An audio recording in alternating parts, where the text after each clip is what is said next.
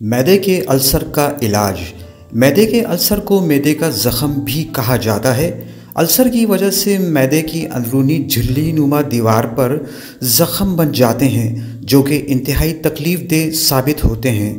मैदे के अल्सर के लिए कुछ घरेलू इलाज भी इंतहाई मुफीद साबित हो सकते हैं। अल्सर का इलाज। अल्सर का इलाज इन ग़िज़ाओं से किया जा सकता है।